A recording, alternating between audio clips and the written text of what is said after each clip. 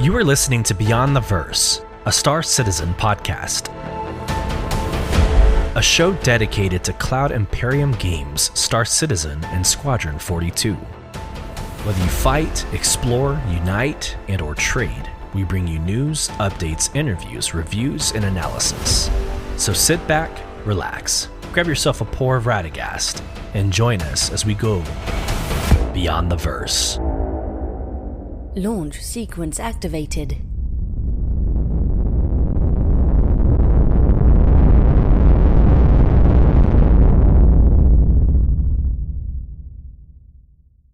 Hello, friends, and welcome to Beyond the Verse, Star Citizen podcast. I'm your host, Solus. In today's episode, we are covering a little bit of the progress or the status, wow, of our show. It is the first of the month, so we'll go through how we're doing, how the community is doing.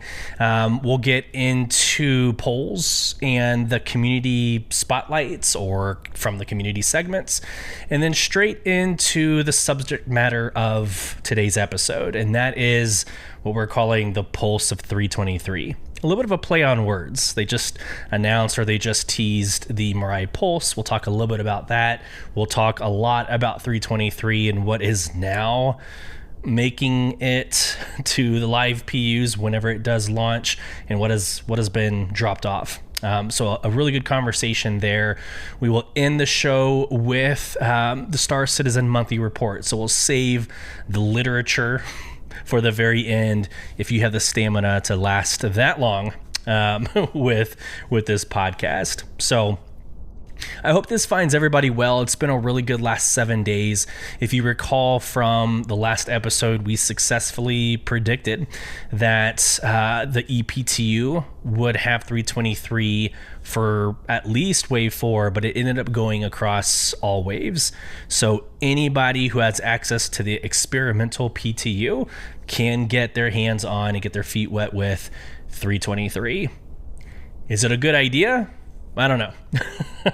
We'll get into a little bit of that feedback, but it was nice. It was nice to be able to hang our hat on or put another feather on our hat for a successful prediction for the PTU or the EPTU. But that begs the question of what happens next. And I don't know if I have enough information to confidently predict what's going to happen next, because usually what I do as a host of this podcast, I go to the subject matter, I go to the source, I go to CIG materials, and I try to gain that knowledge of precedence of kind of historically what has happened. But the EPTU is fairly new. We don't have a lot of experience with EPTU. And so is the next step for 323, is it the PTU? Or does it go straight to the live PU? So I don't know if I'm in a position to make a prediction here and now for what happens, later tonight. If I were a betting individual, I would probably say it'll go into the PTU probably tonight over the weekend to get us through to the beginning part of next week. But we can expect it, in my opinion, we can expect it live in the PU this time next week. That'll get us right in the middle of May, right before Invictus launch week. I believe that has been the sentiment or the vision that's been kind of spoken about by CIG, by the community. I think that's a pretty fair bet. There's a couple content creators who think it's coming out live like in the next couple of hours. A lot of emotional debate on whether or not it's ready. And again, we will cover a little bit of that feedback as we watch Inside Star Citizen together. But who knows? I'm usually really good at sitting here and telling you, hey guys, more than likely you can expect to see XYZ in the next couple hours. I don't know what's going to happen, but let's actually get into the podcast, and we always go into our From the Community first. And because this is the first part of the month, welcome into May, the April monthly show review. And again, I say this every single time, and I'll continue to say it. This isn't about the numbers. It's not about, hey, look at Solus. Look at the host of Beyond the Verse. Look how good we're doing with our podcast. It's more about you as a listener are part of our community. You as a viewer are part of our community. So this is as much about you and the family that we have created together as it is about what I'm producing on the back end. So as of April 24th, well, as of April 2024, we have yielded 22,400 listens across 55 episodes. So 55 episodes, 22.4K listens, 1.8K hours viewed on YouTube. And we are officially across 60 countries. That's 60. Not 16, not 16, 60 countries. And again, I say that piece is probably the most important. The listens can be recurring, they can be frequent listeners, but that 60 countries baffles me. So if you're listening outside of the United States, I love every single one of you. Welcome in. I hope you find this as a inclusive, fun, family show, etc. Now, I wouldn't call Org Night family fun. So a little bit of a plug real quick. We've taken kind of a hiatus away from Org Night podcasts, given the community, the Soul Provision Org, kind of room to be themselves, adult conversations. And sometimes you don't want to have to broadcast or produce for people to be natural. Well, last night we did this really fun event called Rumble in the Void. It was a fight club. So shout out to Groza organizing it. Phenomenal job. But we took 13 of us, got on the Elegance of the Void, which is our org's 890 jump. And we fast traveled from Surfam Station to Pyro Jump Point, stopping right in the middle. So we wouldn't come across anybody else. Oh man. We recorded it. It's on podcast as a bonus episode. Go listen to it. It's freaking hilarious. amazing night. But good Lord Almighty, the desync, even out in the middle of nowhere, the desync basically made it impossible for us to do anything. It wasn't until we were 3/4 of the way through Org Night when we were like, hey, Arena Commander, get into free fly, multi-crew, and you have an hour and a half, 90 minutes, you have an hour and a half to conduct your Org Night. And that's what we should have done from the very beginning. It was smooth. We actually got to, progress and get through our tournament bracket once we got into Arena Commander. That'll be discussed a little bit also with 323 because there are custom lobbies, and that will help with this conversation. It'll help with orgs that are trying to do something above and beyond just the persistent universe. But back to the April monthly show review, just a couple more highlights. So over on YouTube, we have 582 subscribers. Thank you to every single one of you. It's not our main effort, but if you want to see this ugly mug and see some of the interviews and interactions we have with other individuals, obviously YouTube is the place to go. 481,000 impressions, 34.7 thousand views, 1.8 thousand watch hours, and that's across 24 countries. Our main social media platform for conversations is over on Twitter. We have 1.5 thousand followers. It's actually like 1,460, I think. But the interesting part here, and I'll be fast. I know we want to get to the Star Citizen material, but I've been doing social media, or I've been doing content creation for, 6 to 8 years. We can get into that conversation later. I took a little bit of a hiatus, but from that 6 to 8 years, what I've learned, and I haven't learned my lesson, but the moment you post anything off subject, no matter what it is, you lose followers. And it's crazy to me. I can almost measure how many followers I lose when I post something about my kids. So my son is blessed with this opportunity. It's a minor league baseball game, the Round Rock Express at Dell Diamond. He was selected among 11,000 people in the stands to run from left field to right field. He's like racing this fireball that's on the back, on the outfield wall. He has to like race it and beat it. And it's between the first and second inning, so everybody's there, everybody's engaged, everybody's watching, and I'm really proud of my son who usually clams up in like social environments.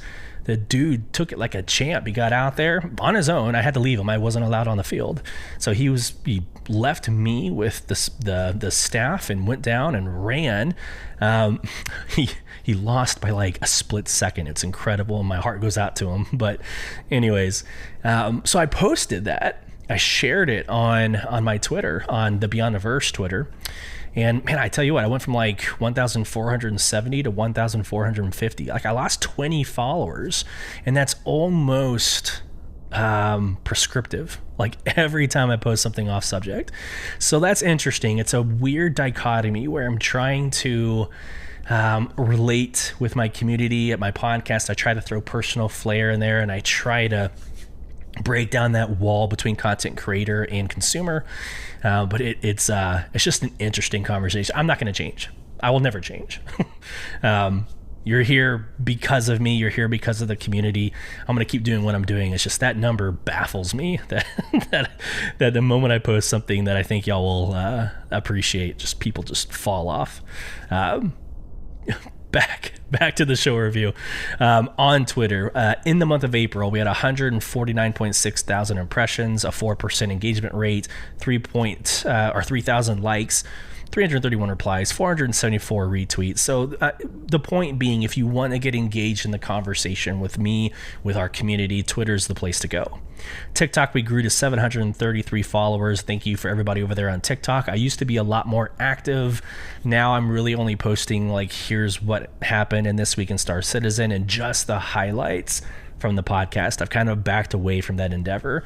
Not to get into political or social news, but we all kind of know what's happening to TikTok, or what could potentially happen to TikTok. So I'm putting my eggs in other baskets in this current moment.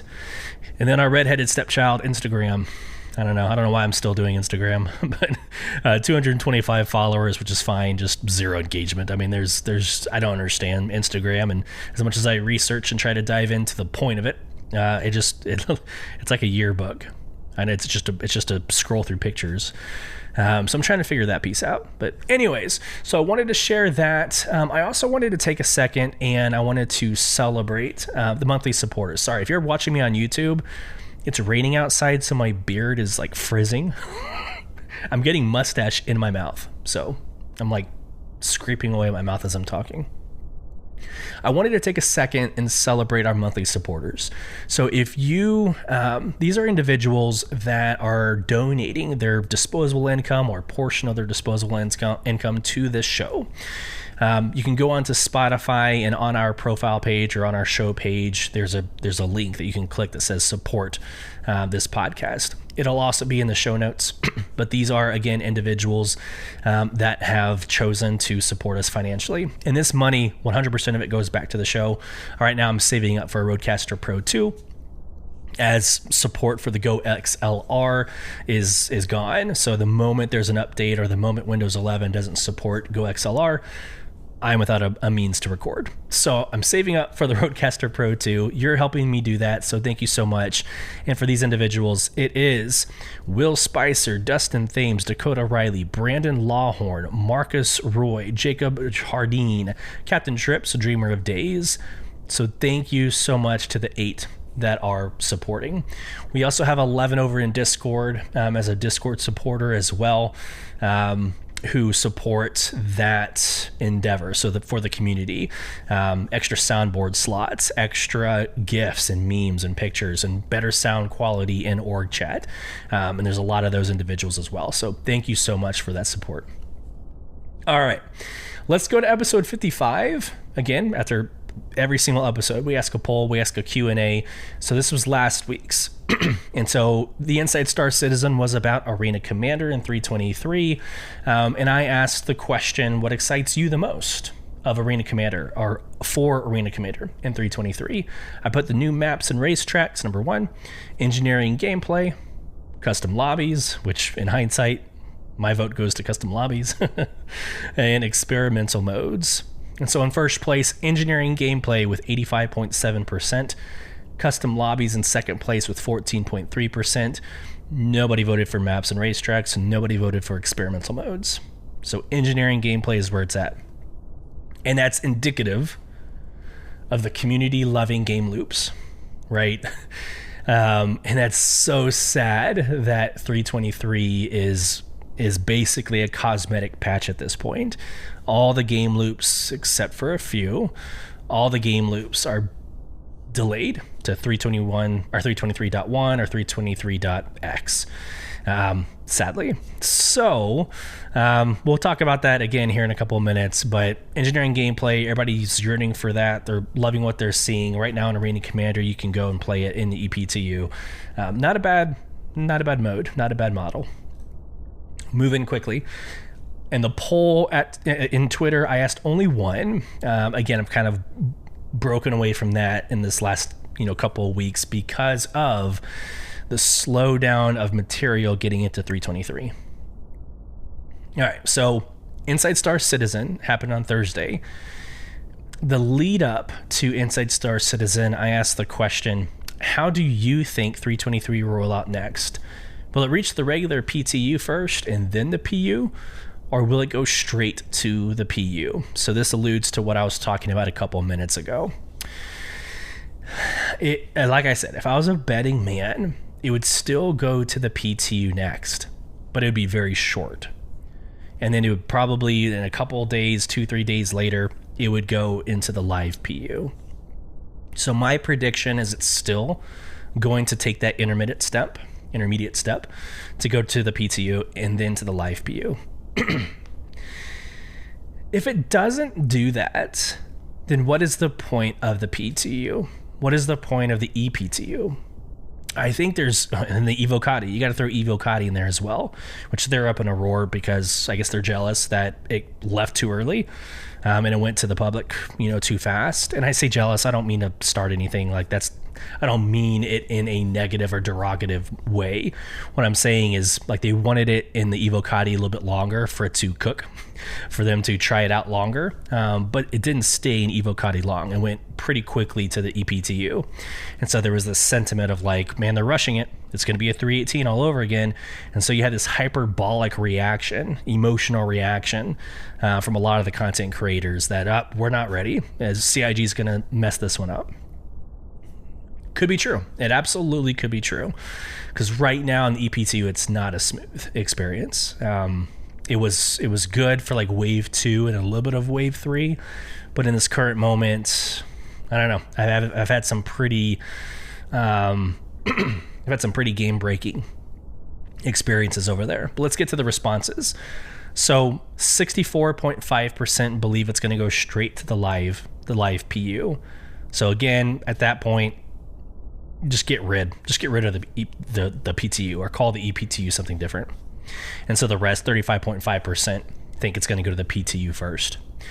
So I'm not going to ask it at the end of this podcast. It's already kind of been through the ringer. I would love to still hear what you think, though, and this is the place to do it over on Twitter. Let us know. Let me know what you think, how you think it's going to roll out. So, awesome. So I'm going to move kind of quickly from the community, and let's get into This Week in Star Citizen. So I'm sharing my screen for those of you on YouTube. I'm going to take a drink real quick. But hey, applaud me because I remembered to remove Space Tomato off of my overlay. I had realized after I recorded and after I saved everything, and actually after I produced it or published it, that I had left Space Tomato's nameplate on my screen share. So here you go. So I remember to take it off. All right, stand by. Oh my God, that's hot. Ow. You ever do that? You ever forget like what drink you have in your cup? For some reason I was thinking a cold drink and I have my mocha latte. Good Lord, that burnt the crap out of me. All right, This Week in Star Citizen. That really did hurt. Okay. We like to... Oh, that's funny. We'd like to extend a massive thank you to everyone who has taken the time to hop into the PTU, they meant EPTU, to kick the tires of the upcoming patch. Your participation has been instrumental in helping us address known issues, and it has paved the way for the team to develop additional fixes currently in the pipe. Alpha 323 is now available to Wave 3 testers. At the time of you listening to this podcast, it's all waves. with more waves opening up soon. The community's enthusiasm for SitCon has truly been mind-blowing, with premium tickets completely sold out and only a couple hundred general admission tickets remaining. We've already shattered the attendance records of all previous Star Citizen events. Our team is currently deeply entrenched in CitizenCon preparations, and we're excited to bring you what's shaping up to be an unforgettable event this October. See you in Manchester. So there's a couple of things that came out in the last couple of days that kind of hints at, and I hate to say this, and I told myself I wouldn't, but there's been a lot of talk about Star Citizen 1.0, like the going live. And so you'll hear in the roadmap roundup, you'll hear in the monthly report that there, a lot of mentioning of this Star Citizen 1.0. Some think that CitizenCon is going to be based around Star Citizen 1.0. I don't think we're close. And this is the White Knight speaking. This is Solus from Beyond the Verse saying that. I don't think we're close to a live. I think they're talking about it because they should. That's the North Star. That's the goal. So they absolutely should be talking about it. It should be in monthly reports. But to see what's happening in 323 in this current moment, to see 4.0 kind of being up in the air. Is it happening in this summer? Is it kind of being pushed to Q4? I don't think 1.0 is right around the corner. Now, I think things that need to happen first. We need to have Squadron 42. That needs to drop first. The solo player or the single player game needs to probably drop first before the multiplayer does, in my opinion. Really no other reason other than that's my opinion. So Squadron 42 needs to drop, but then we need all the tech pillars. So everything through dynamic server meshing. And we need a working pyro. So 4.0 with pyro is going to drop. There's going to be issues.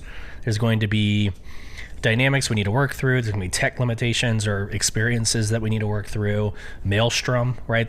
Maelstrom is the technology that destroys environments around you, buildings, etc. Like, what is that going to work? Is that necessary? So I think there's some tech issues that we need to overcome. I think it needs to be in a stable state after Squadron 42.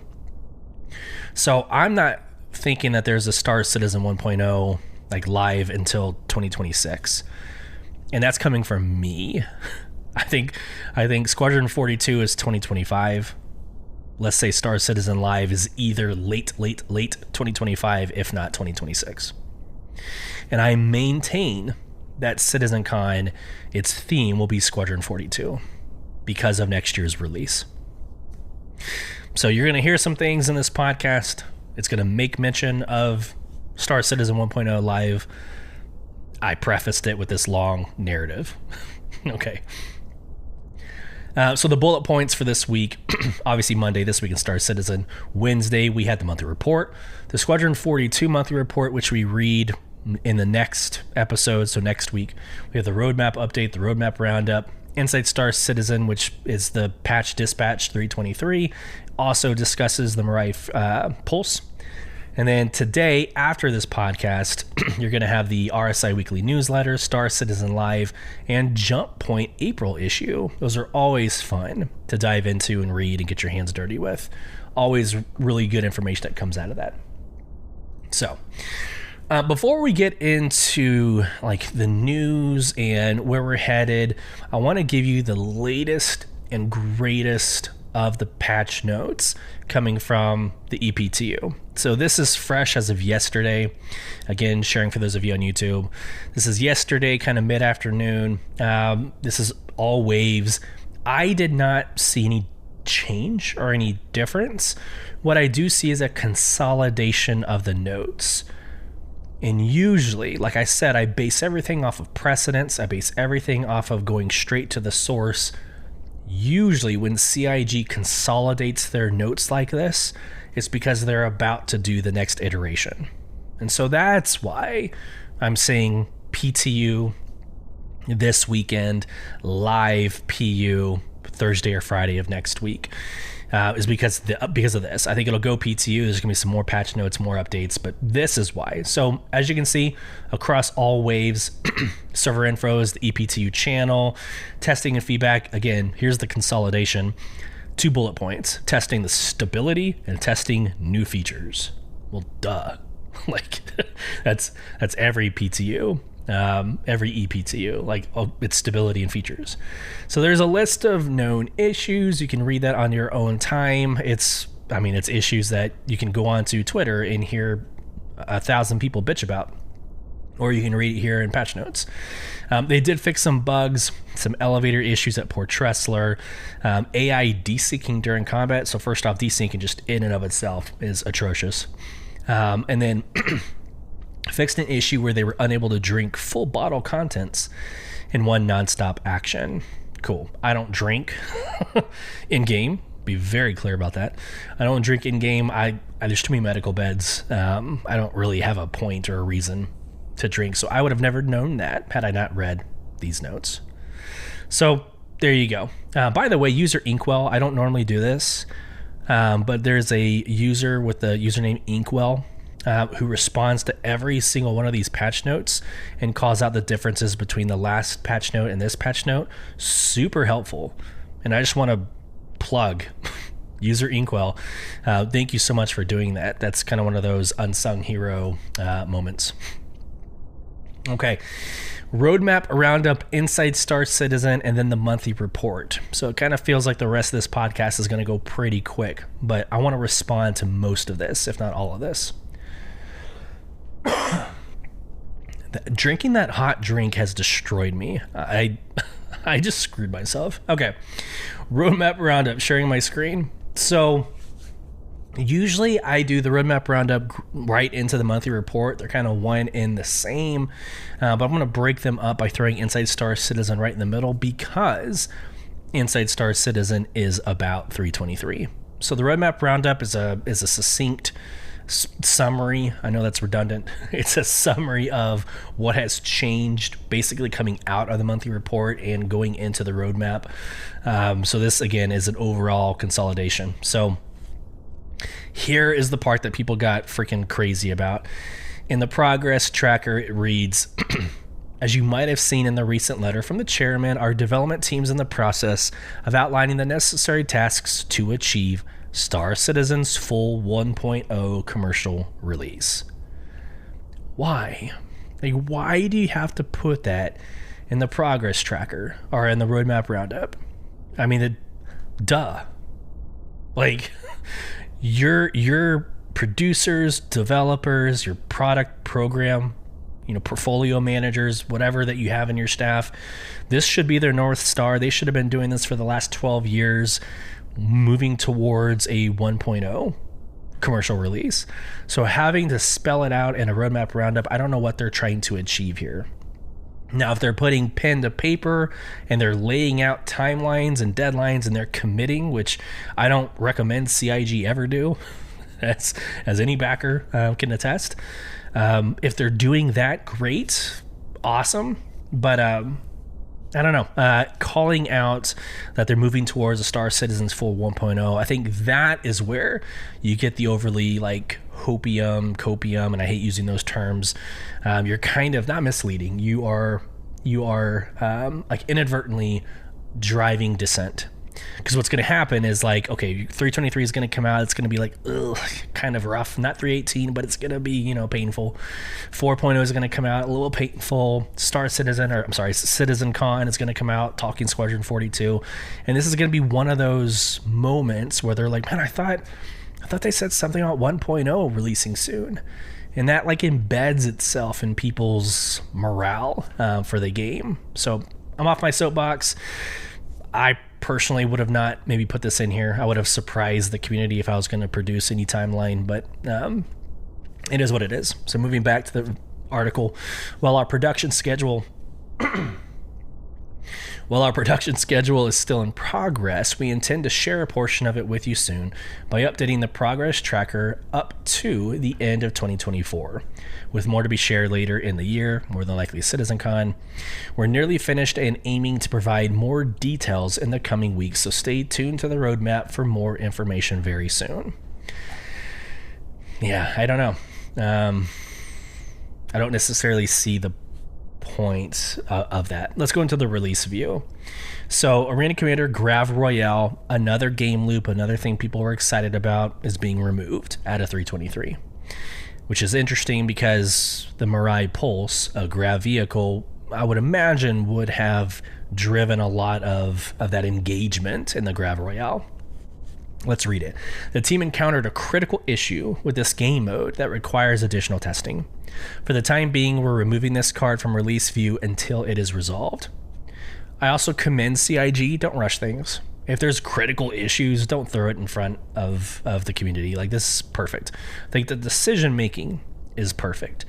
It's just another game loop that's been removed from what we were expecting. But what is committed, I'm dying on video, I'm sorry. What is being committed in 323, distribution centers, the Vulkan graphics API support, water simulation and rendering improvements, which by the way is stunning. If you haven't been able to get into the EPTU yet, you are in for a treat. Volumetric clouds updates, image upscaling for DLSS, FSR, and TSR solution, and then the replication layer update. Super exciting. I think we all know what the replication layer is at this point. The clients, or us, aren't directly attached to the server. We're actually directly attached to this replication layer, and then the replication layer is attached to the server. So as servers drop in and out, we don't experience it because we're on the replication layer. That is supposed to be the static or a more protected like platform. So super excited there. That is going to happen. I don't think that's any difference. I think we were expecting that, but it's moved into committed. We will see it when 323 goes live immediately. Speaking of Inside Star Citizen, let's go straight into it. So I'll come back and share my screen in just a second when I got the video up. But this is Jared Huckabee, as always, about 14 minutes worth of video. We'll pause it and react to most of this. It's also a little, I say a little frustrating. It's not even that emotional. It's not. It's you expect to see a lot of 323, but they go into distribution centers, which are 323.x. The personal hangars, instance hangars, cargo elevators. Like those are all being delayed. So there's a little bit of a nuance there. So this is basically an Inside Star Citizen for all of 323, not 323.0 to expect in the next couple of days. So I want to caveat that because I think that's an important distinction. Let me get the video pulled up real quick just so we are all on the same page. Good Lord. Stand by. Here we go. I got to fix something real quick on my system. Very cool. I'm usually really good at already having all this pulled up. All right, let's go. Share my screen for those of you on YouTube. Let's get into it. And again, I will pause periodically and we will respond together. Alpha 323 is just around the corner, and that means it's time for Patch Dispatch 323, where we run down all the new features and content included in what could be Star Citizen's biggest patch yet. So let's just jump right into things.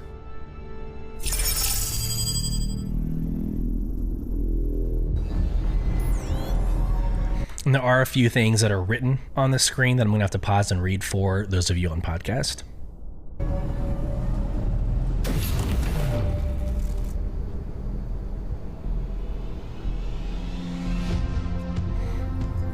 And we'll start with life in the first person. And in 323, life begins with a newly expanded and revamped character customizer, letting you create more dynamic and representative avatars than ever before. A new beginning that will continue to evolve with additional features and options in subsequent patches. Now let's discuss all the major...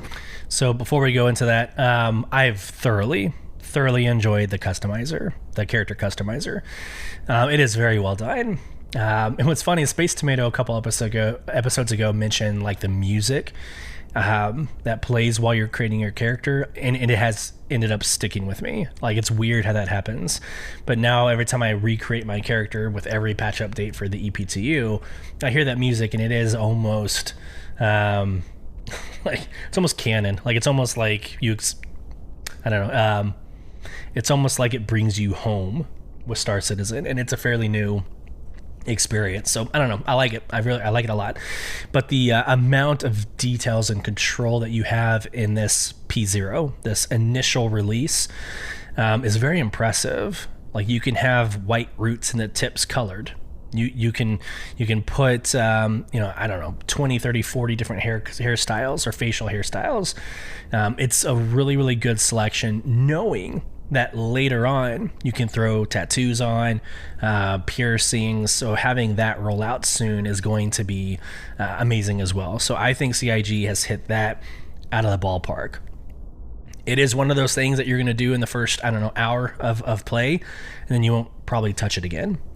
So I know I feel like I'm being so negative this episode, but I don't know. I love it. It's great. It's probably not going to be what people hang their hats on for 323 because of that, though. It's going to be quickly adopted, quickly rolled out. But there is nothing more exciting to me than having an org night, being with all your friends, 14, 15 of us, and everybody looks different. Everybody looks different with different haircuts, different colors. That is exciting. So again, CIG, thank you so much. The inclusivity and everything else is spot on. Very good. Improvements that directly affect your character, starting with the new Mobi-Glass.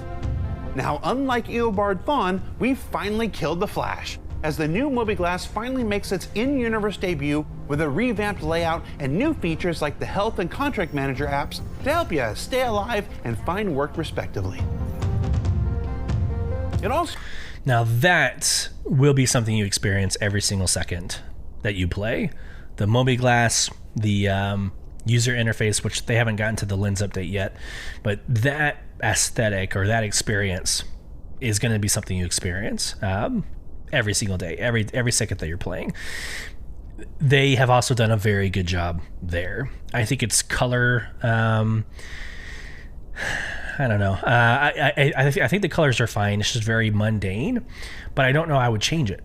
I don't know if I would, because too much color or too much deviant what am I trying to say? Too much diversity or, different colors is going to be detracting from the game experience. So having it just like this faded blue is probably the right answer. Includes the long-awaited and hotly anticipated new Maps app, combining the new star map and interior map experiences into one unified interface, with an entire host of new functionalities designed to help you find your way through landing zones, space stations, and the entire verse as a whole. My favorite thing about 323, the star map and the area map, 100%. Also touches the new lens and visor updates with a great new mini map that appears now in the upper left corner. Absolutely. Your days of not finding your way around are soon behind you. Unless you're a specific person who won't be named. You know who you are.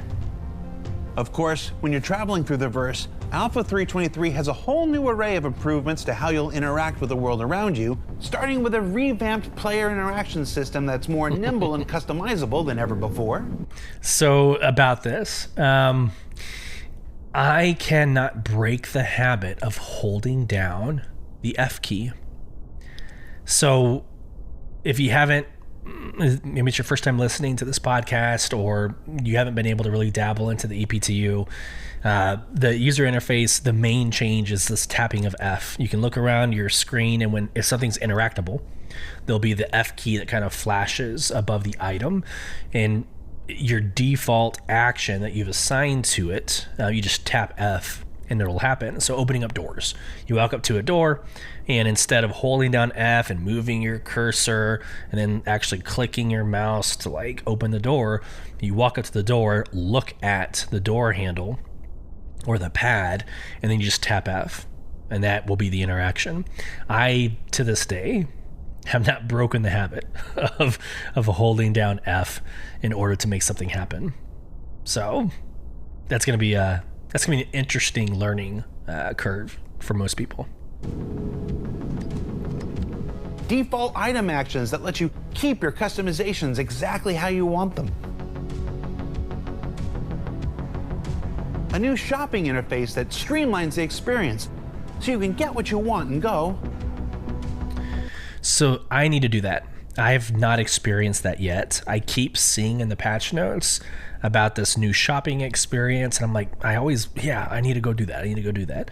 But the moment, if I'm able to get out in space, the moment I do, I'm like, I'm gonna look at distribution centers. I'm gonna go try to find Merrick and Copians. Like, I'm gonna go do all these other things. I have not actually experienced the physical shopping interface changes. So I have nothing to say about it other than it looks cool on this video. And new looting screens to improve your alternate and more violent shopping experience. That'll go a lot faster when you learn it. Speaking of which, there's lots of new improvements to the way you bring first-person murder, death, kill to your fellow citizens in the verse, including scope magnification updates, ammo repooling and backpack reloading,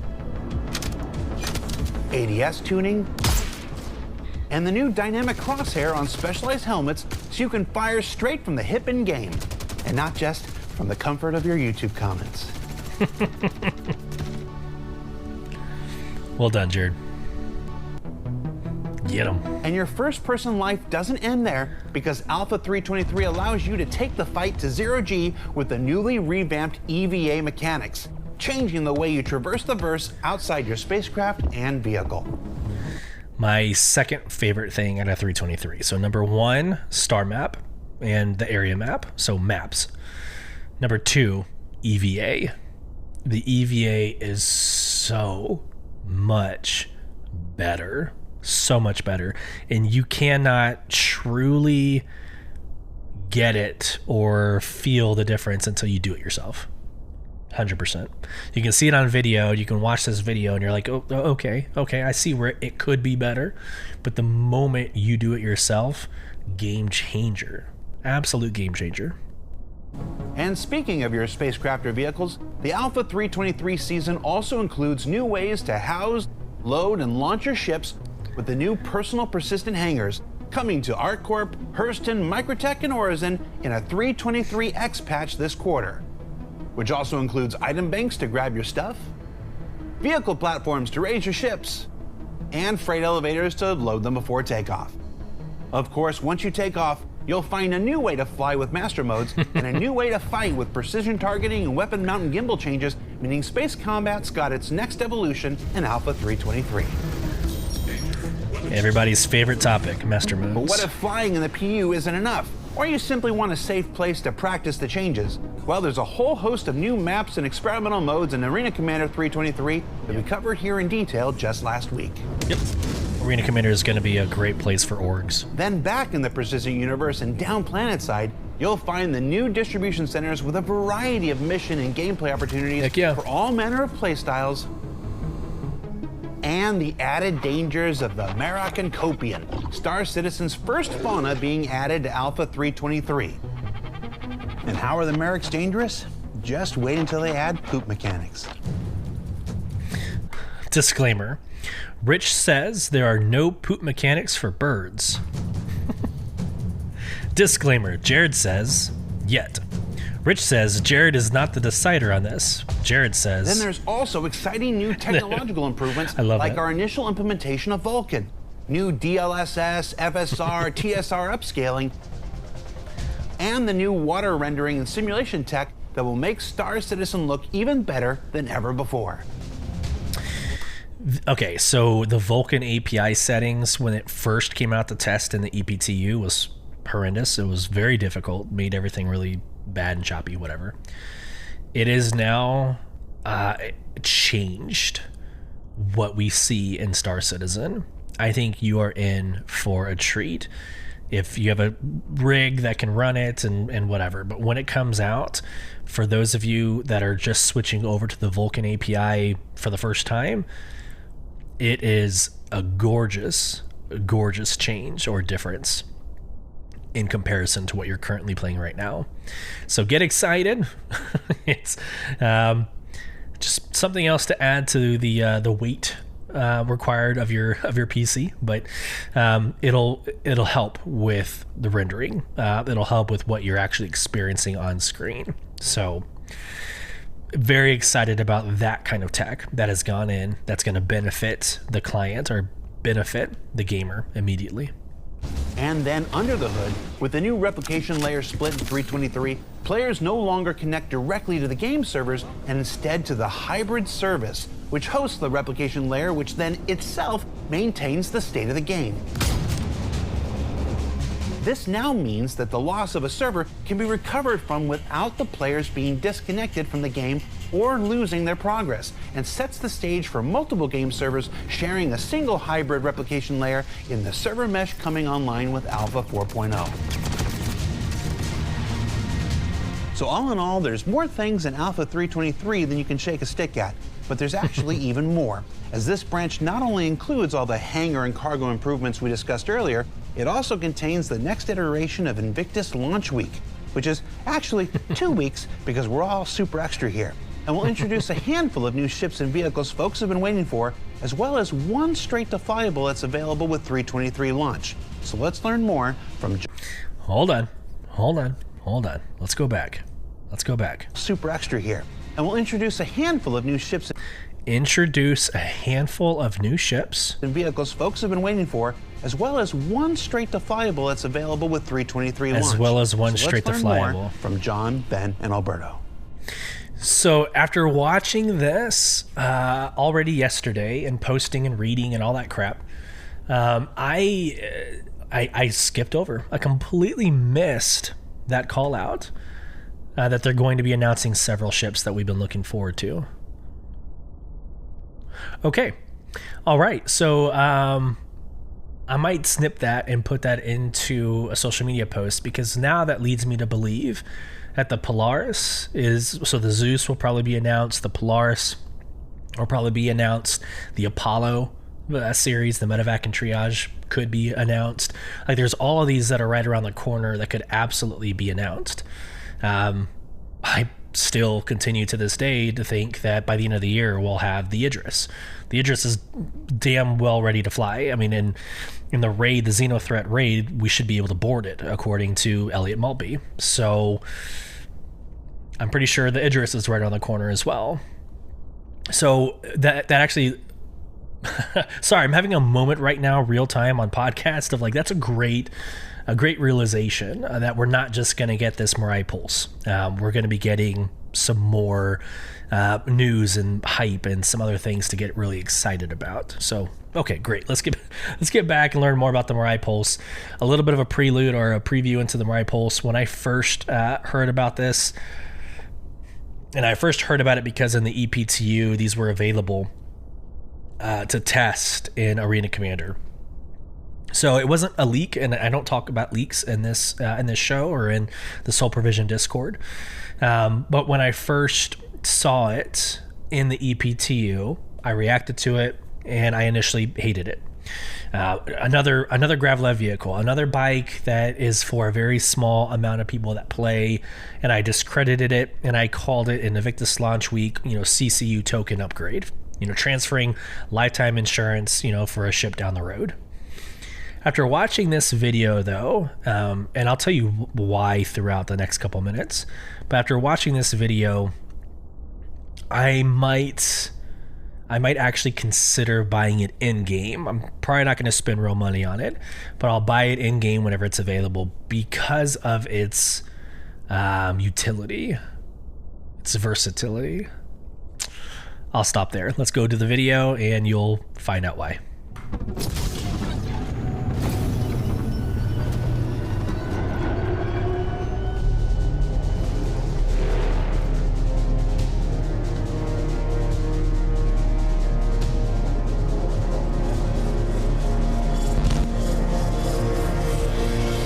The Mirai Pulse is Mirai's entry into the ground Gravlev bike category. Is a new racing vehicle from Mirai. It kind of builds on some of their kind of core values as a brand of MISC, focusing more on performance. It takes a lot of inspiration, should we say, from the Razor, and really kind of shrinks that kind of thrill of speed down.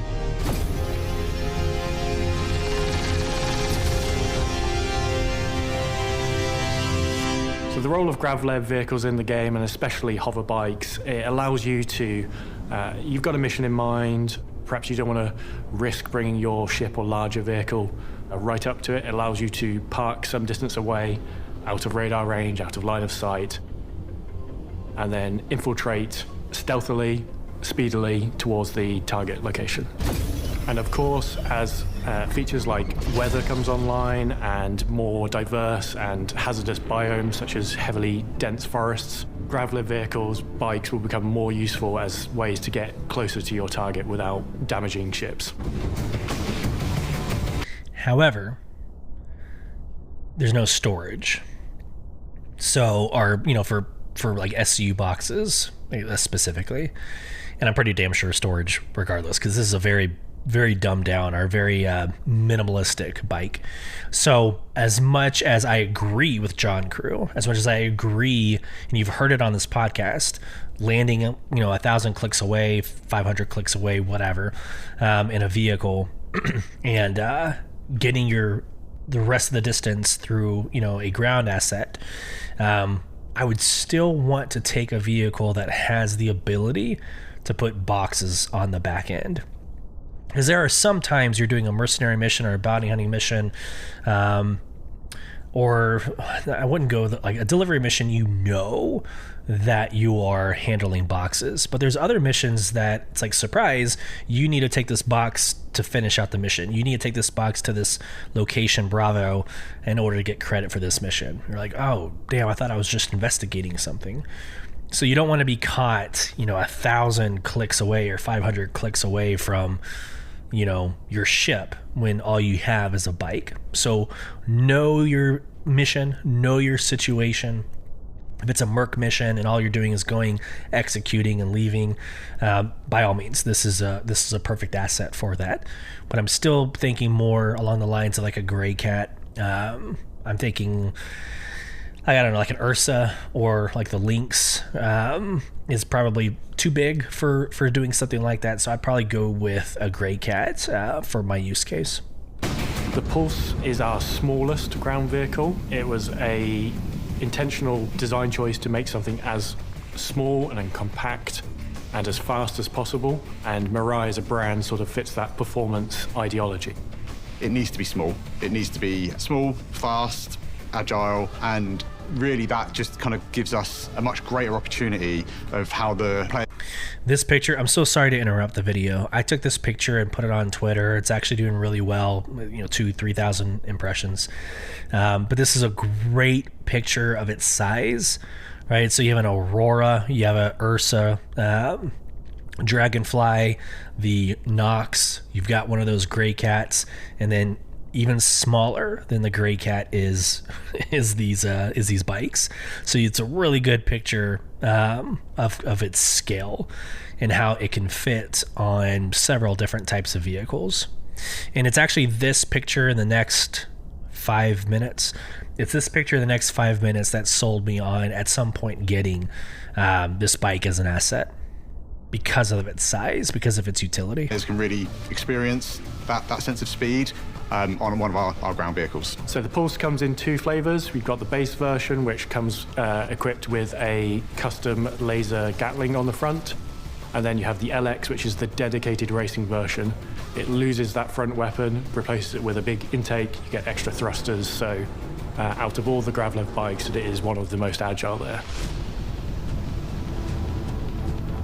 The reason it's so small and compact is we wanted it to have the most compatibility with all of our other vehicles in game. So by being compact, it allows you to pretty much stuff it into everything. So you just saw them stuff 3 into an MPUV, right? like that is, or an Argo, I think it's MPUV, whatever the cargo one is.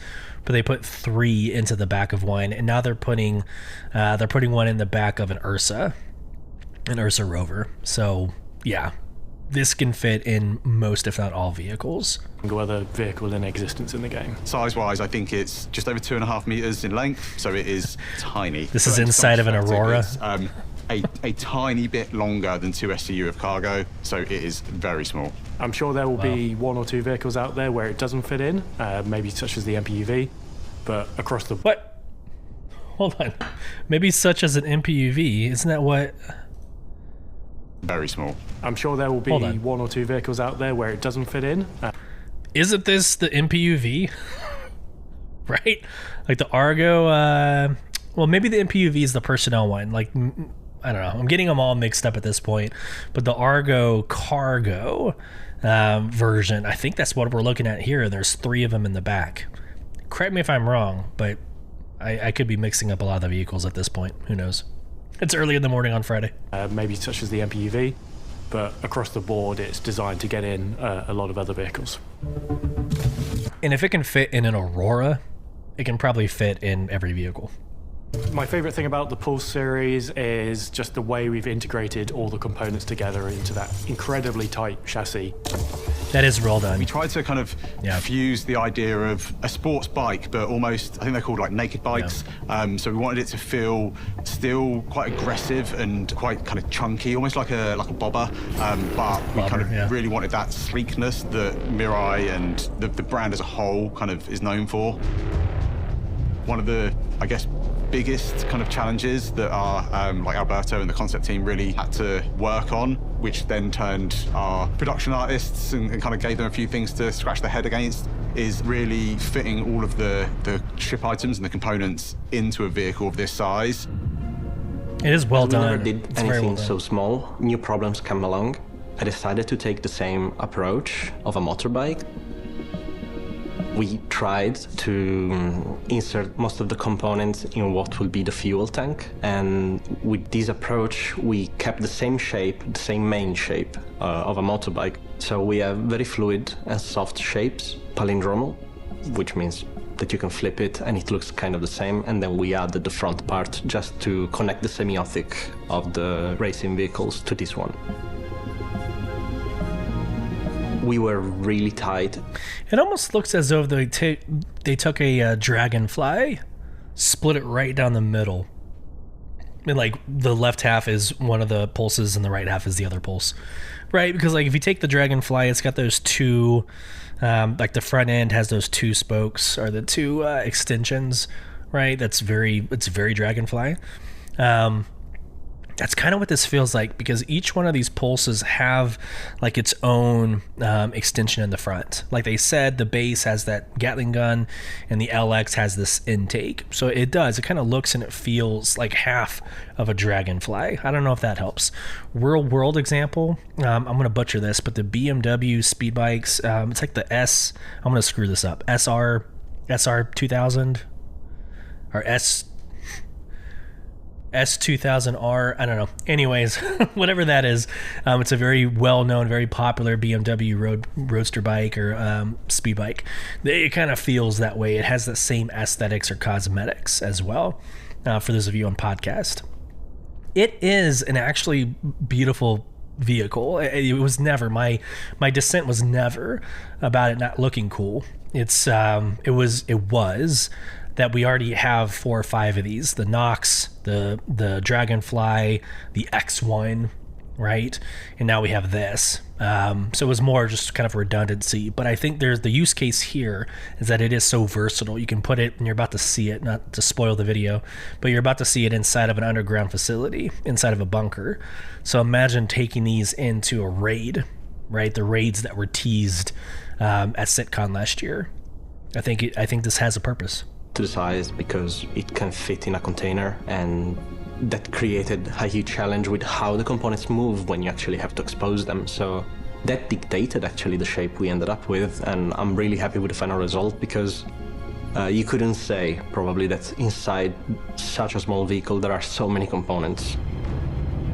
I love seeing it go across water. Ground vehicles, the Pulse it trades durability for speed and agility, so compared to say like the Dragonfly and the Hover Quad, which are relatively tanky, and the Hover Quad, not as good there. Forgot about that. The Nox is more tense and definitely bigger. Mirai tries to simplify things a bit. Less is more. We try to have a different approach compared to most of racing vehicles and communicate speed through mass and not through aerodynamics, although we keep aerodynamics in consideration for this kind of stuff.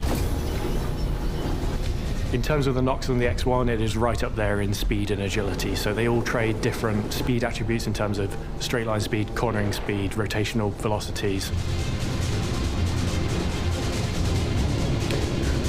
Here's the video of them on the bike going down into a bunker. This is what sold me on it. And the bespoke weapon on the front of the base model is our first laser Gatling in the game, so we're looking forward to see how that performs. And it's a laser Gatling, meaning infinite ammo. So, yeah, I'm probably going to be taking the minigun, if you're a Fallout fan, taking the Gatling gun with me like I was in a super suit. So that's the Pulse coming online in 3.23, 2 variants of it. Looking forward to seeing all the different scenarios you're going to get it into.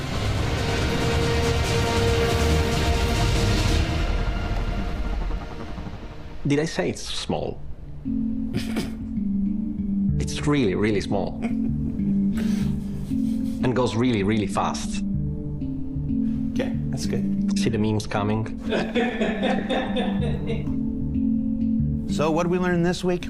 Well, hopefully we were reminded of all the great work the combined Star Citizen and Squadron 42 teams have been working on that make their way to the persistent universe in Alpha 3.23. That, like any and every other feature in Star Citizen, the work doesn't stop here and will continue to iterate and evolve in subsequent releases. And that the Mirai Pulse is this teeny tiny hover bike that can fit into all sorts of places and may just be John Griffith's and James Kay's worst nightmares when players try to squeeze them deep down into the distribution centers. For Inside Star Citizen, I'm Jared Huckabee. Thanks for letting us share the process of game development with you, and we'll see you all here next week. Yeah, I do want to take a second, and I want to echo Jared's sentiment. It is easy to sit behind this computer, have a podcast, talk to Space Tomato, respond on social media, have a little bit more of a critical tone this podcast than I normally do. It's very easy for me to do that, but I would be in the wrong if I didn't just take a second to say thank you to the Squadron 42 teams that have moved over and have helped translate or transfer that experience into Star Citizen. This might be a cosmetic patch. It might be something that is more on the face, like face value, than it is game changing. Maybe that's debatable. That's arguable. But the work that was put into this, I can't be thankful enough. It actually feels like a game that deserves to be in 2024. And we are a major step closer to that Star Citizen 1.0. So thank you. Thank you to every single CIG developer and producer that is out there doing their thing. There we go. So there's my little White Knight twist. Again, it's easy to shit on what they're doing. It's easy to sit back and complain, oh, I'm gonna go play Fallout because Star Citizen is slow and it sucks right now. Cool. You can have that emotion. You can, but it doesn't take away the fact that there's an amazing team that is working their asses off to get something in front of us. They have timelines, they have deadlines, they have skulls, they have goals, just like any other business, and they're making it happen. And I think we're in for a treat when 3.23 drops. There's a lot of content regardless. Some new stuff like the fauna that is also coming. So if you're going to stick around a little bit longer, we do have the Star Citizen monthly report we're going to go through like we do every month. If you're going to go ahead and take off, which again, it's not for everybody. It is very in the details, in the minutia of the progress of Star Citizen. So if you are taking off, love every single one of you. Thank you again for watching and being a part of this community effort. For those of you hanging around, let's get going. Let's see how well my voice stays here for this experience. Here we go. Star Citizen monthly report. Sharing my screen for those of you on the tubes. This is actually a little bit longer than last month's. So again, I'm going to read this fast. only stopping when I absolutely, feel like I have to. I'm going to talk at you. I'm going to skip quotes, just the details. Here we go. The AI features. Throughout April, AI features put significant effort into the Alpha 323 release, specifically the Copian creature that will be found across planetary surfaces and in caves. New features added for creatures include ground alignment tech, which allows them to appear correctly situated when moving across the terrain, and the ability to attack in formation. The attacks themselves require motion warping and melee attack technology to connect with the player. The team also put a lot of effort into ensuring that these functionalities work well across different environments. AI tech. Last month, AI tech focused on planetary navigation mesh, with the version implemented recently receiving significant improvements. Firstly, they removed generation limits over planet latitude, which gives stronger coupling with planetary terrain patches, allowing the nav mesh to generate correctly over the planet efficiently. They then improved generation response at lower frame rates so that movement over planets in non-ideal performance scenarios results in acceptable nav mesh generation times. The multipath code was then optimized to execute faster, which will result in quicker generation of paths into, out of, and between usables. The team also enabled failure detection code in the movement system component to identify and fix situations where NPCs were standing on usables or out of the nav mesh. Another key feature worked on was the Boyd's system used for the new Merit creature. April saw the devs improving network synchronization and extending the system to support audio triggers from different agent states. Several optimizations were also made to the overall code. Significant time was spent verifying multiple parts of the AI system after evaluating the EPTU optic profiles. For example, the team optimized some of the navigation code involved in the destruction of navigation links and navigation volumes when larger outposts stream out. The Pathfinder was also switched from running using background jobs to batch jobs. The main pool that serves requests was split into two to better serve multipath and standard path searches. Moving the calculation into batch jobs allows an increased number of calculations, which provides much faster results and utilizes more CPU time where available. These jobs are lower priorities, so they can always provide space for more urgent calculations and continue to work across multiple frames. This should result in quicker response times for NPCs at lower frames per second. In parallel with supporting the Apollo subsumption editor, AI Tech also worked on a new UX design for their internal tools. Progress was also made on the spaceship combat behavior, which is planned for release at Alpha 323. All NPC fighters now use this behavior, which involves them using limited ballistic ammo rather than infinite rounds as before. Finally, for AI Tech, they implemented point defense cannons that will protect capital ships from incoming missiles. Animation. In April, the animation team worked on various creatures, including 2 predators and prey animal. They also spent time polishing player movement in space and when prone, which will be live in Alpha 323, and implemented hit reactions for when AI is out in the open. Break. They worked on various creatures, including 2 predators and a prey animal. So they didn't say the Merrick, they didn't say the Copian, and this prey animal is brand new. So is it 2 additional predators and a prey animal, or are the 2 predators referring to what is already out in 323? So cool. We have more fauna coming. Awesome. Characters, art team. In April, the character art team began work on 2 specialist armors, reworked the utility armor, and supported requests for the character customizer. They also continued working on creatures. The character concept art team continued developing specialist armors and completed handoff sheets. The hair team kicked off new hairstyles for Alpha 4.0 and undertook R&D on fur. The ship's art team. The ship's team progressed. This is one everyone's favorite. Everyone loves this section, so here we go.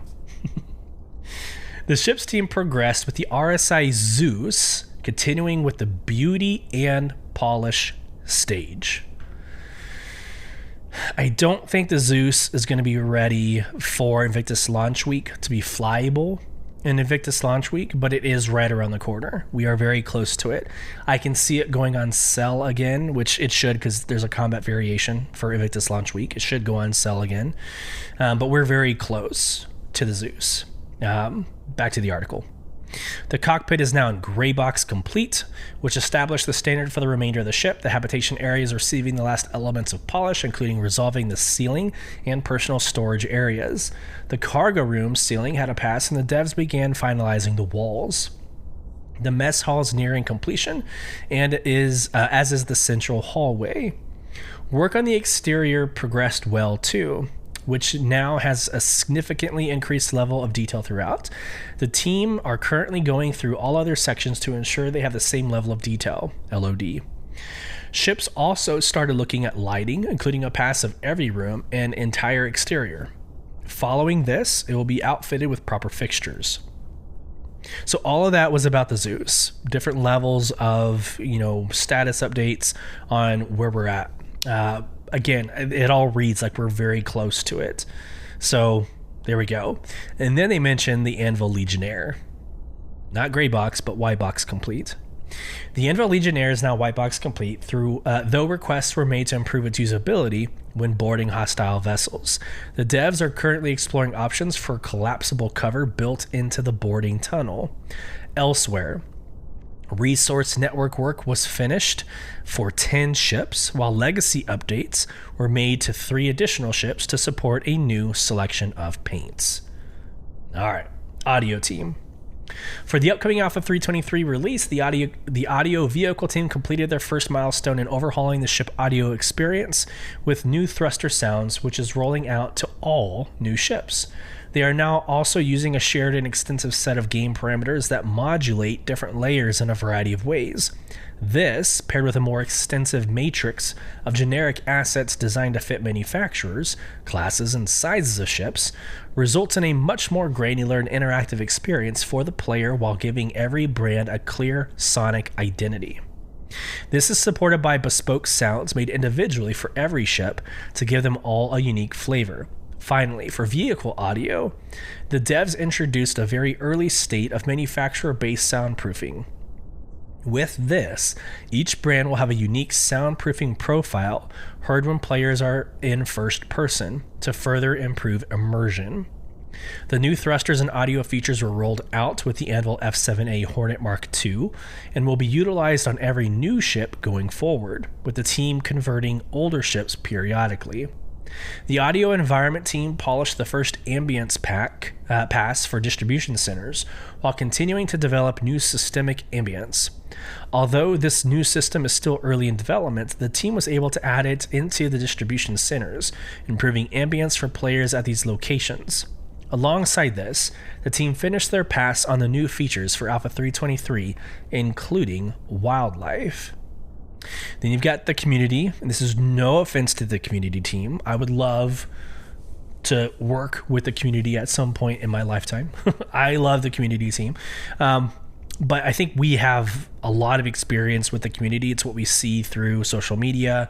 So I'm going to start kind of skipping over that. It's recapping what we've already seen. Triggerfish happening in April, etc. So I'm going to go straight over into the core gameplay. That's no offense to my beloved friends on the community team at CIG. Core gameplay. In April, the core gameplay pillar closed out features and prepared them for release in Alpha 323. A significant amount of time was invested into polishing and bug fixing, as well as reviewing feedback from the community to improve features where possible. For example, various improvements were made to weapons, including enabling the interrupting and canceling of backpack reloading and ammo repulling via actions like weapon swap, sprint, and melee. Support was also added for hit marker sounds, while recoil patterns are now the same for tap firing and holding the fire button. ADS, which is aim down sights. ADS mouse sensitivity is not scaled down for higher FOVs anymore, and weapon bandwidth usage was improved. For jump points, the team enabled new fail states if a jump drive detaches or stops functioning, and added tunnel push force from the edges of the map to help players stay on course. They also implemented the first pass of procedurally generated tunnels from design parameters, including randomness to tunnel shapes for variety. For the resource network and engineering, the team implemented a throttle that manages power in one SU segment based on the updated UI design. Additional item power range modifiers were added, which enable extra behaviors currently used for heat generation. This entered optimization for eventual release. For the life support and room system, the team implemented filters that degrade over time, with the life support generator ceasing to work once all are used. Gas propagation now uses accurate positioning within rooms, while atmospheres will equalize differently depending on whether they're high or low atmosphere environments. The technical requirements for crafting were scoped out with design, and room system documentation was updated to enable other teams to better implement their work. April saw continued work on Maelstrom and the radar and scanning feature. Planning continued for the transit refactor, and fixes were made for various analytic events not reporting correctly. For Arena Commander, the team began refactoring the spectator module and player components. They also updated how Arena Commander uses comlink notifications and completed a pass over various game modes and awards for Alpha 323. Changes were made to Pirate Swarm's final wave, which now uses 2 Idris capital ships. Gunrush now supports multiple weapons lists, controlled by badges, that can be randomized from all enabled weapons. VoIP and mute-unmute were added back into the Arena Commander as well. Further development was done on the contracts manager, with the team providing code support for cargo hauling missions. Quote, or, end quote, missions were added back in, where players can choose between objectives, and general bug fixing was done. Reputation-based hostility was further worked on as well. Alongside several issues and improvements, a new neutral zone was added. This is a special restricted area that all players have permission to be in, with NPCs ignoring reputation relationships and criminality and reacting neutrally to everyone. However, access will be revoked for any non-justified hostile act, with everyone else seeing that person as hostile and attacking accordingly. To regain access after hostile actions, the offending player will need to exit the zone and wait a set amount of time before entering again. Remaining inside when hostile or entering before the allotted time will completely reset the timer. For cargo, core gameplay progressed with freight elevators, item banks, and persistent hangars. In-game branding. Last month, the branding and vehicle teams worked closely to create brand identities for upcoming and existing vehicles within the game. They also continued to develop an in-house tool for all manufacturers, from ships to signage. This will be a versatile and invaluable tool for everyone working on the game, and lead to the unification of the different brands across the entire game. Interactables. The Interactables team completed their work on fire extinguisher recharge cabinets, including both high-tech and low-tech versions. These will be placed in hangars for convenience and aid in shipfire gameplay. Industrial cargo containers had their final art passes, including branding and signage, giving them more credibility as container storage. Lighting. Lighting spent time in April polishing distribution centers before moving on to instanced hangars and freight elevators, with the aim of making every interaction an engaging event. Locations.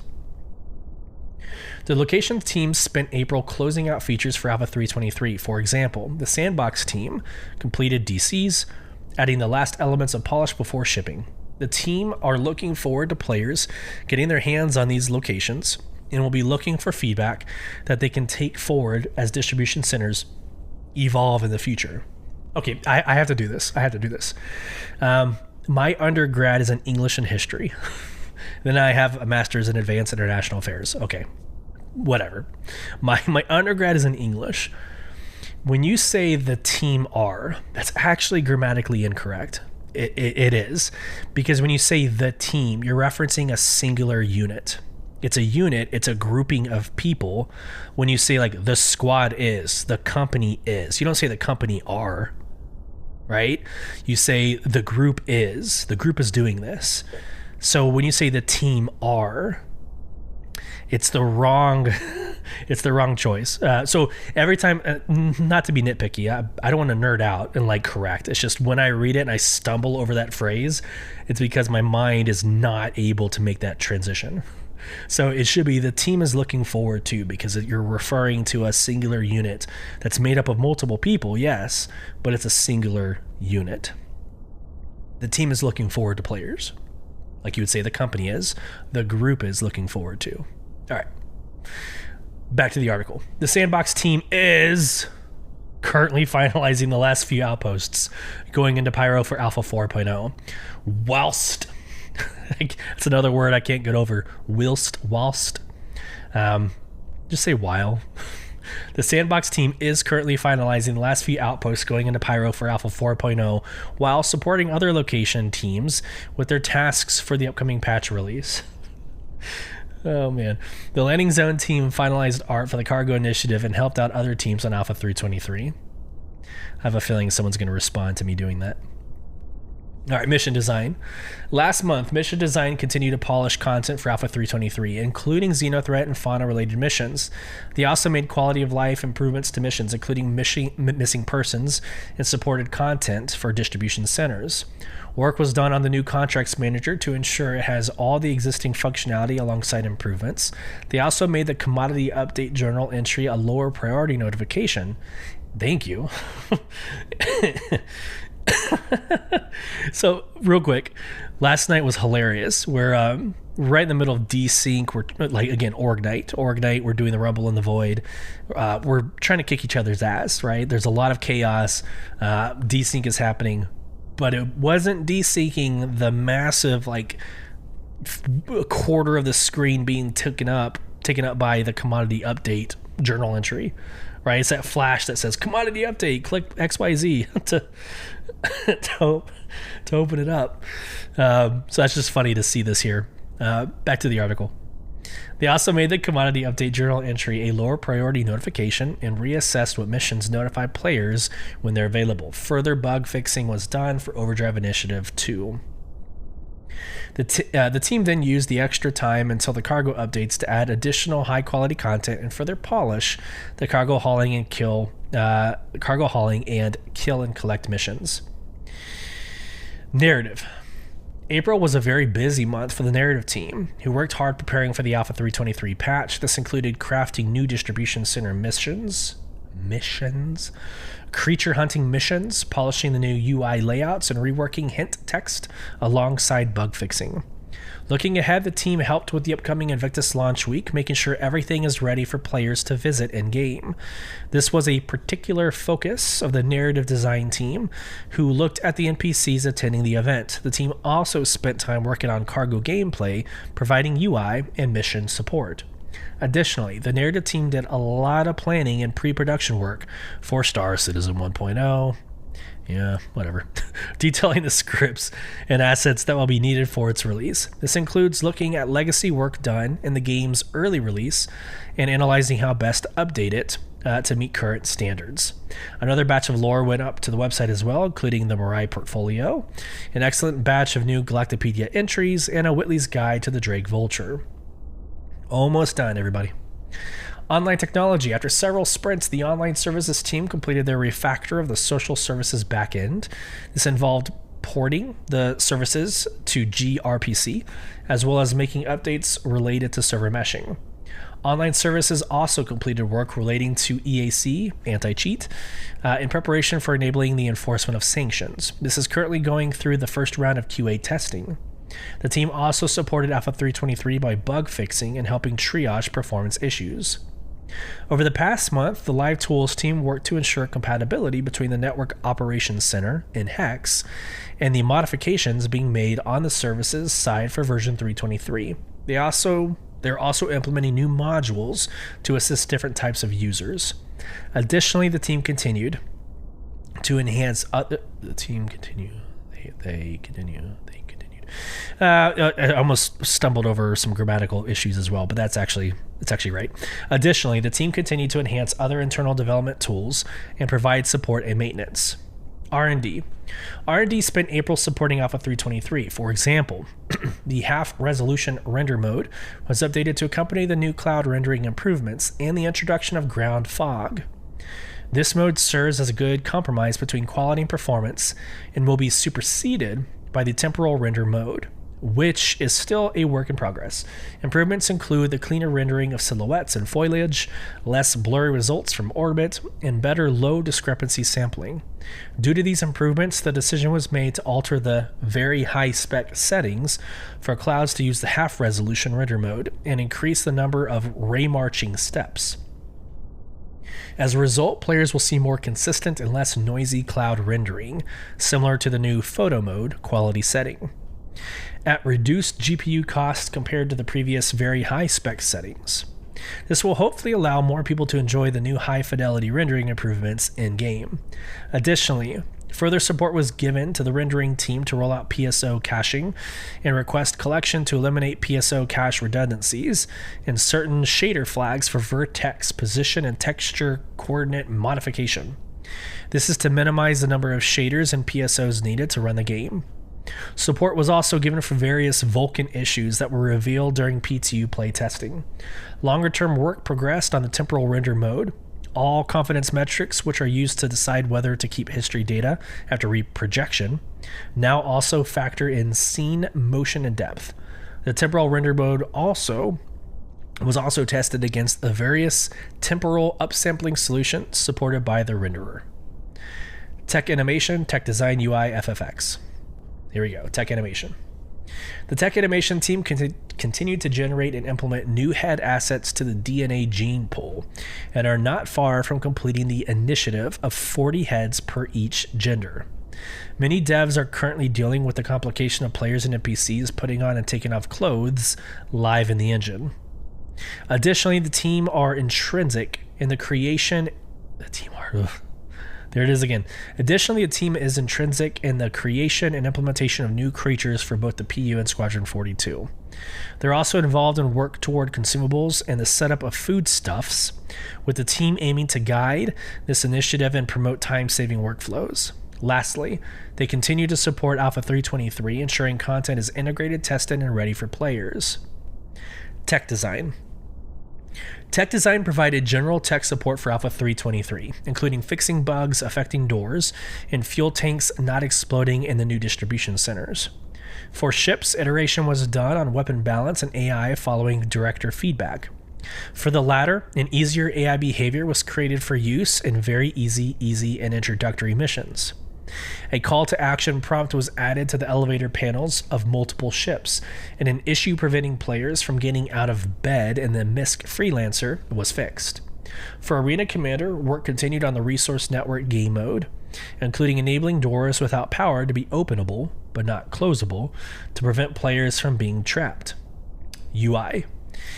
In April, the Montreal-based team focused on the cargo feature and worked closely with core gameplay on the Resource Network mandate, which included getting wireframes signed off.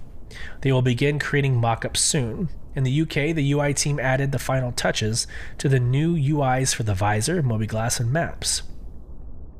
They added the final missing features, such as the chat window and law widgets too.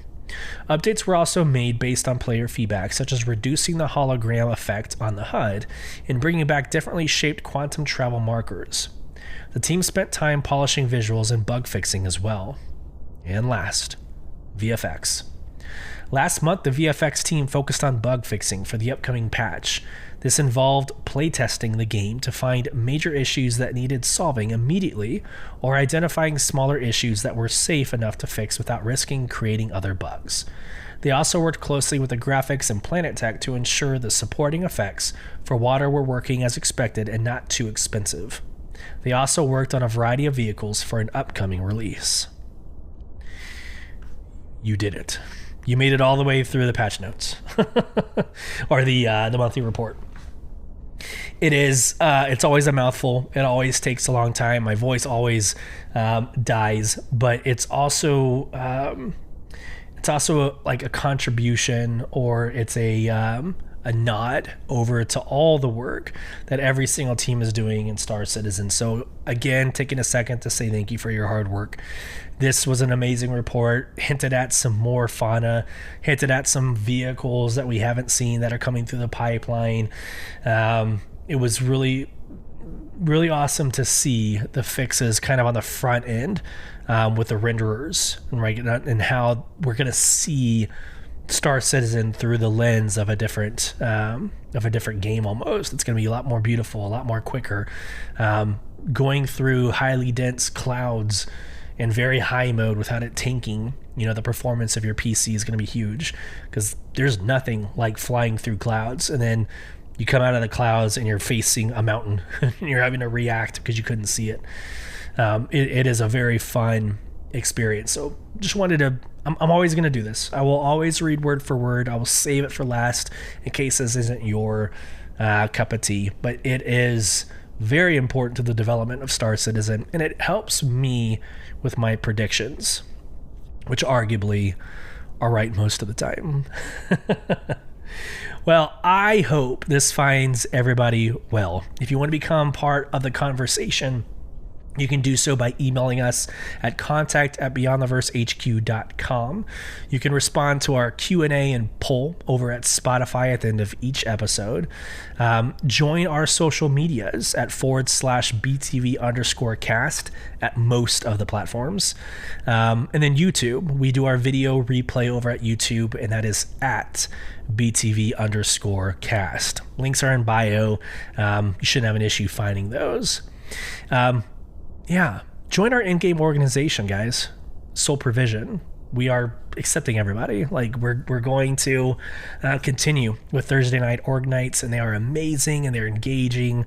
It's a great group of people, right? Great group of people, all ages, all different types of walks of life. Join us. It is a shitload of fun. You could do so at www.robertspaceindustriescom/orgs/provision. Again, those links are in bio. Like I said, I hope this finds everybody well. Safe travels as you traverse beyond the verse. Take care, everybody.